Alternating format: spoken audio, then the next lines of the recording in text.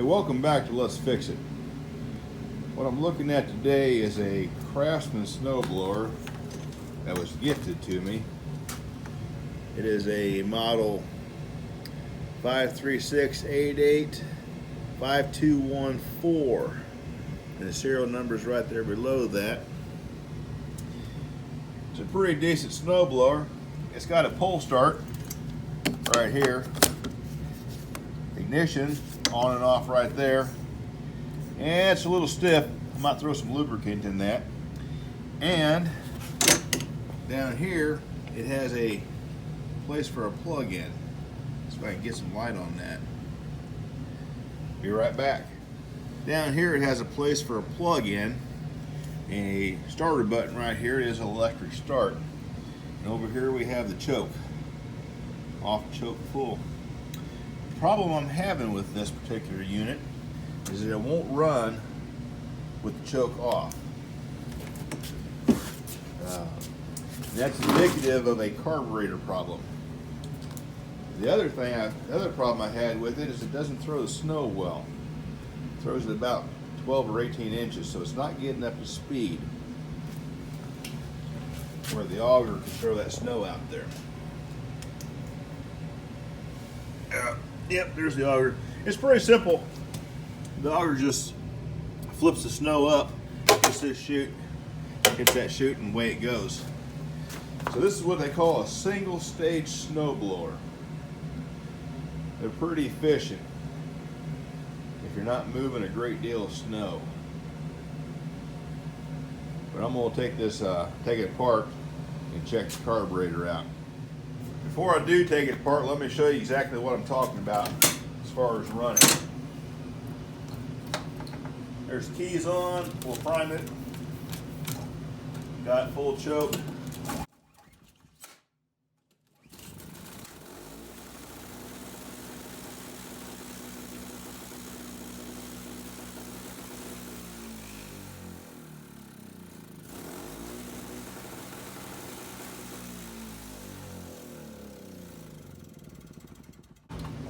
Alright, so that's what I'm talking about.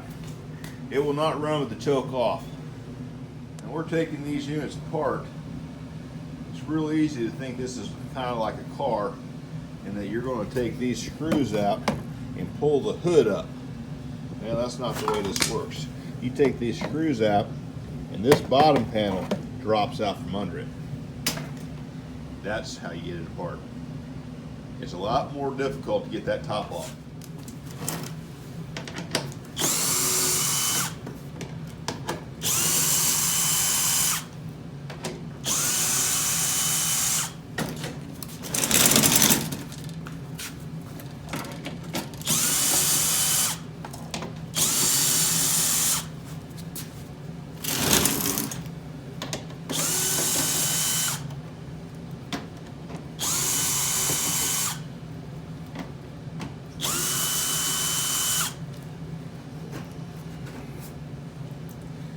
Alright.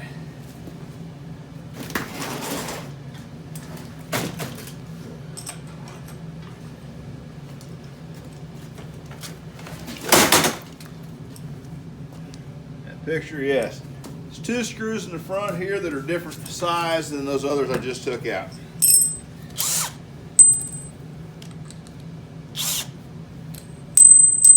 Ow!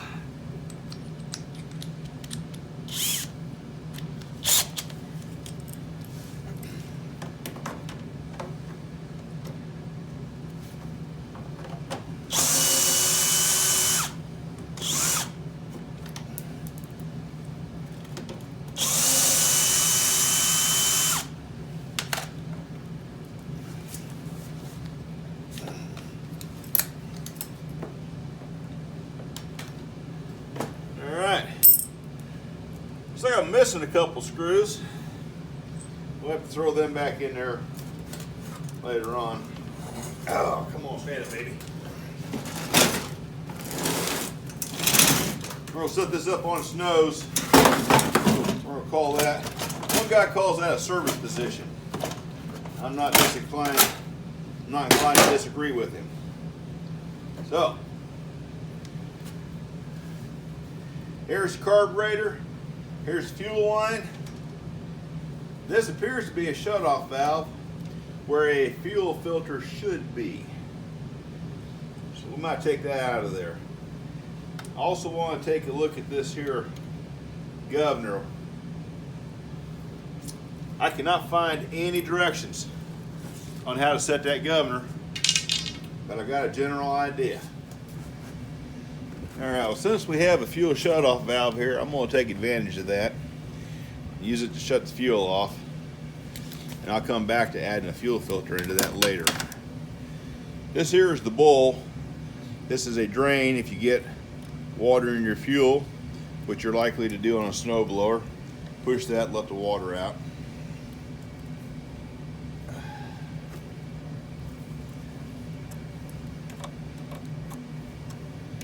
Alright, this center bolt here is what holds this carburetor on.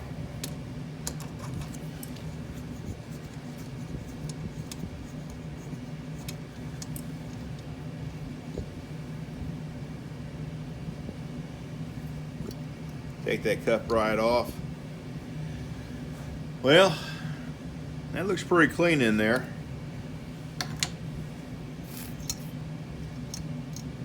That's not too bad.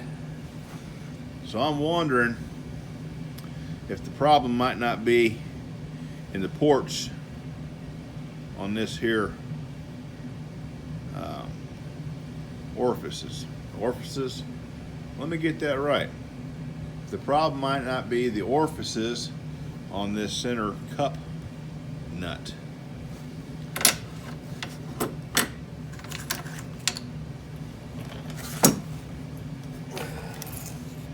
So what I've got are some wire gauges.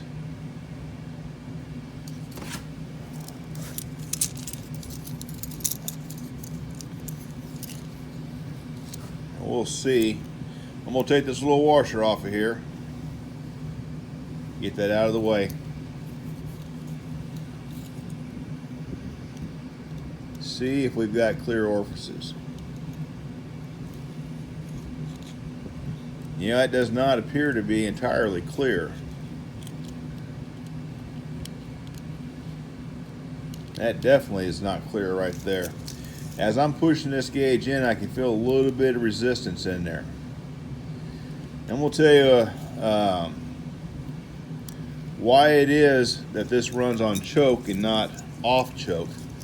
It has to do with a fuel air mixture. This carburetor over here, this carburetor, focus, this carburetor over here has zero adjustments. There's no way to adjust that. The only adjustment that's actually on it is the float level, and that's fine where it's at. So in this orifice here, in this cup nut, bolt, if these orifices are plugged up, it's not letting the fuel get in there. And the only way the machine can balance the fuel is to restrict airflow, which is what the choke does. Restricts the airflow. Alright.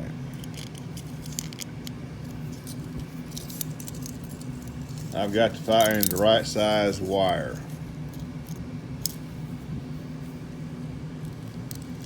These wires, by the way, are cleaning wires for an acetylene torch. Alright, gotta be getting down there. There's one that goes in. There's one that goes in. Still got a little bit of gunk, feels like, down in there.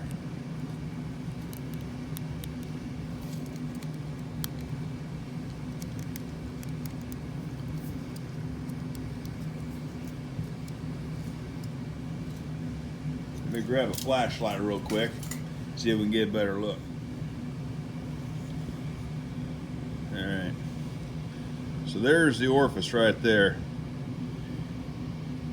And I've pushed a little bit of gunk out of it, and you can see it coming right through the hole there.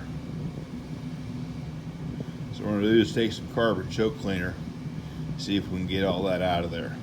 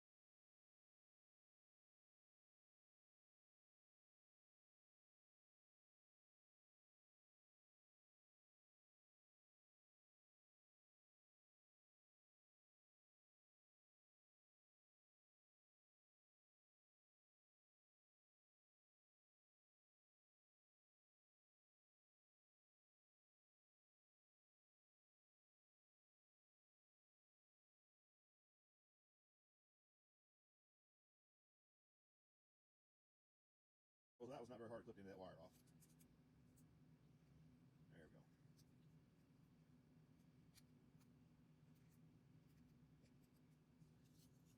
I need to go down one more wire.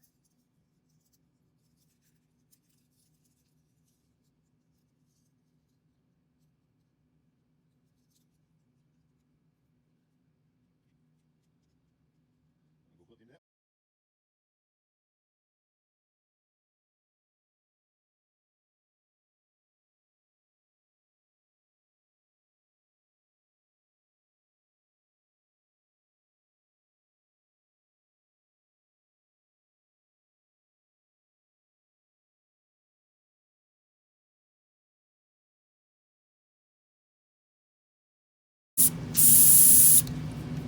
All right.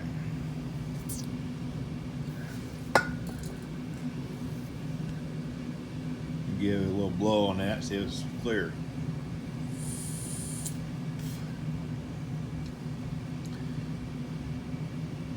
I think we'll live with that. All right. Let's put her back together.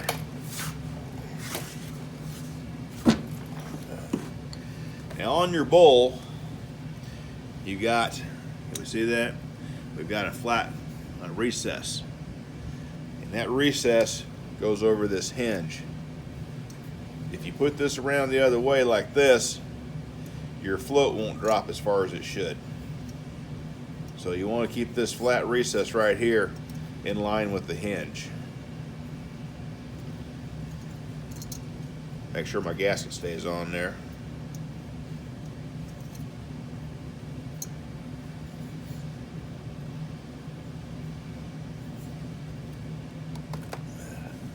Make sure I put my washer back on.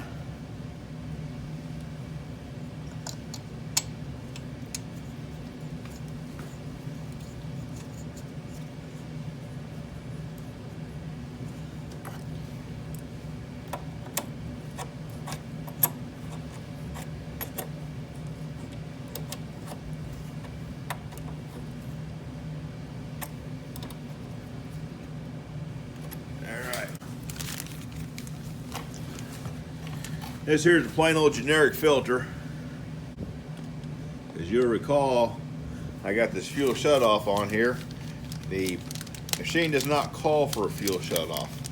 I'd rather have a fuel filter to keep the dirt out of it.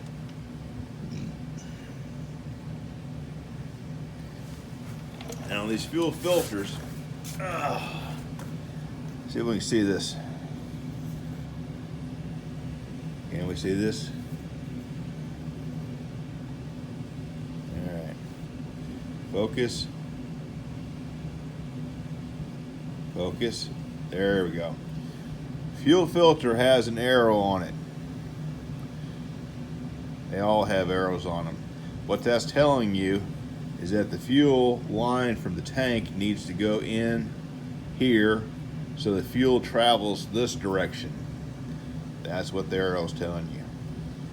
you put it in backwards, your fuel filter will still work, but it will clog up much faster. So make sure you put it in the right direction. Alright, so fuel shut off is off. Move this little clamp.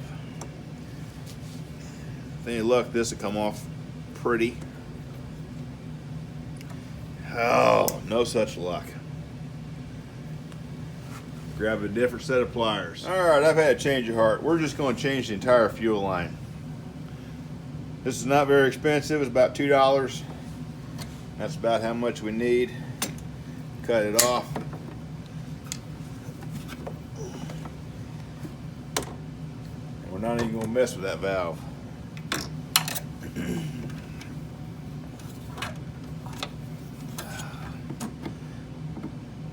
Like I said, fuel line is an expensive or inexpensive piece.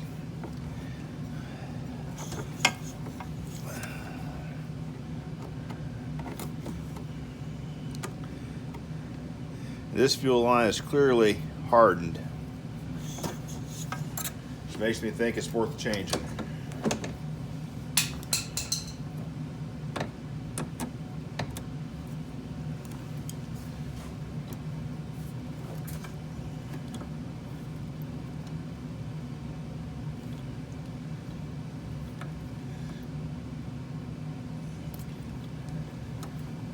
Alright. So we'll need to reuse this clamp.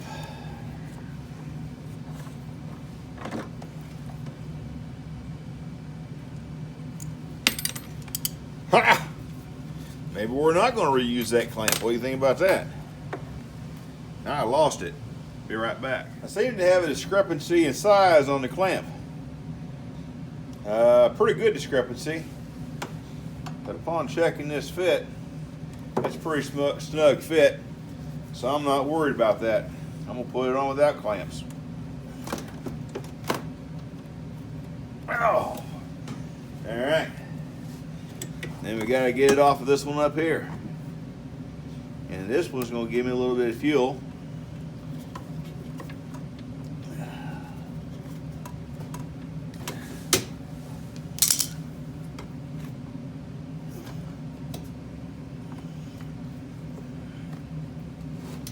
Yes, sir, that's a good snug fit, so I ain't gonna worry about it. Now, get that fuel filter in there. Don't forget, the arrow's got to flow from this end to this end. Here's where we need to put it.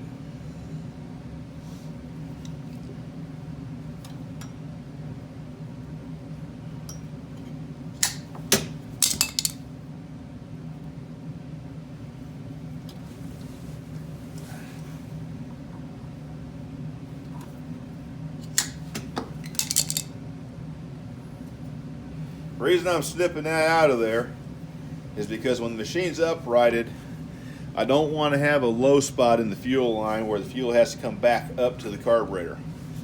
I want the fuel to always run down to the carburetor. Again, fuel line's cheap.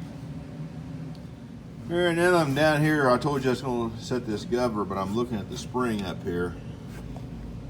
And this spring, that's not the way that spring is supposed to go.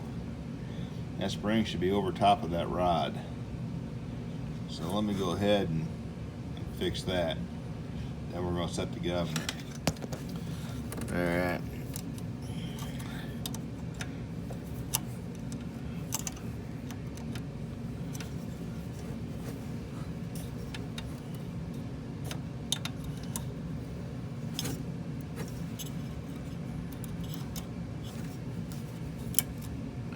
Sorry for the fat fingers being in the way.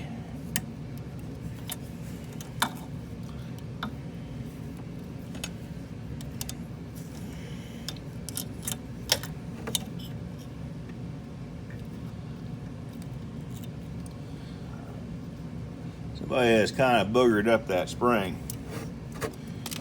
Oh, then I dropped it. Oh, there it is. All right. See if I can get a different get my hand in a different way here. So this spring is supposed to go over the rod. All right.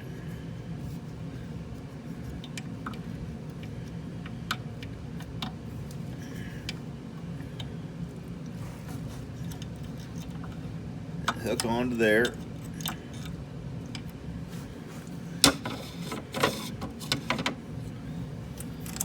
Get this governor rod back on it. This is hard to do, keep my fingers out of the way.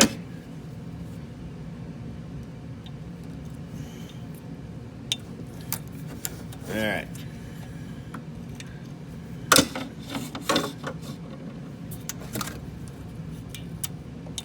Oops. Dang. I missed again. There we go. All right. That's more how that's supposed to look. All right. Now, when we're doing governors, look at your manuals. But generally speaking, you want your throttle plate to be wide open. There's closed, there's open. All right. Down here, this here is the governor shaft. What happens is, as the motor speeds up, slows down, this moves this lever back and forth, which opens and closes your butterfly. Now, all the ones I've done, and I'm gonna tell you, I can't find anything on this, is a 50-50 shot. All right. The ones I've done, you want your throttle plate wide open, you turn your governor shaft all the way to the left. There's clockwise, there's counterclockwise. Counterclockwise is what I'm saying is left. All right. And then you tighten this screw back down.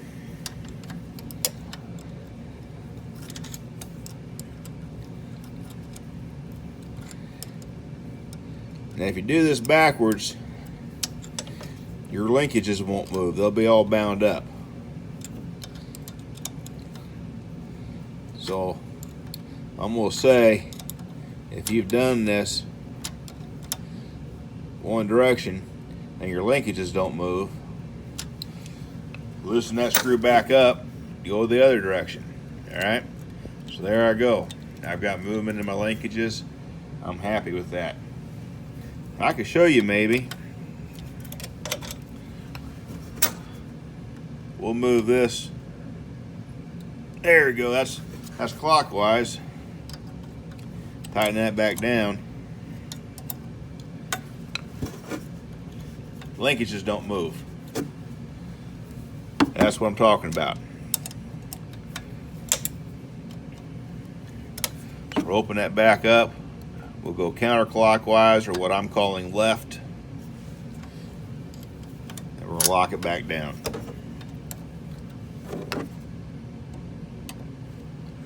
There again, throttles are wide open.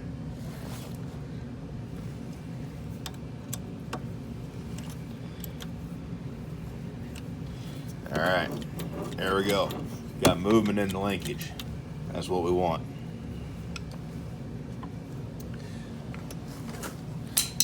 Now I took the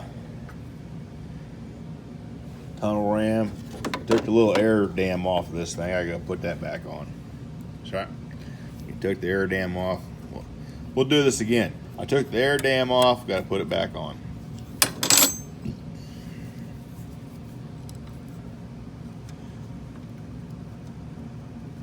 Again, fat fingers in the way.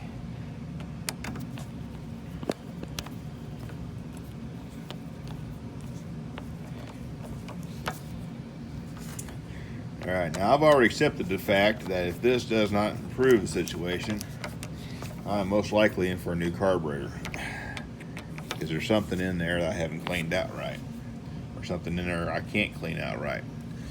So let's put this thing back on the ground in the operating position and see if she'll start and run with the choke off.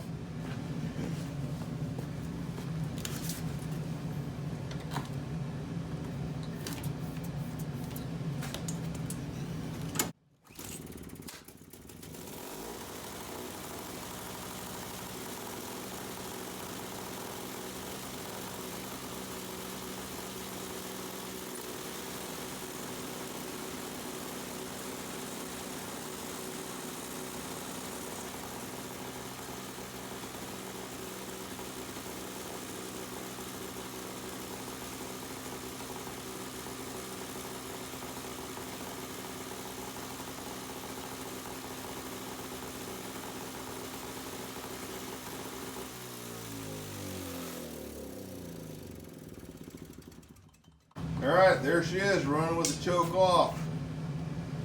All that's left now, I'd like to get her to run a little bit faster. I'm going to deal with that.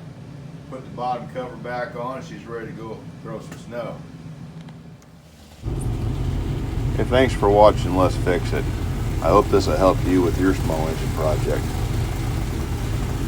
As always, please like and subscribe, share the video with others, and leave me a comment and let me know what you think. Again, thanks for watching. Stay warm in the winter.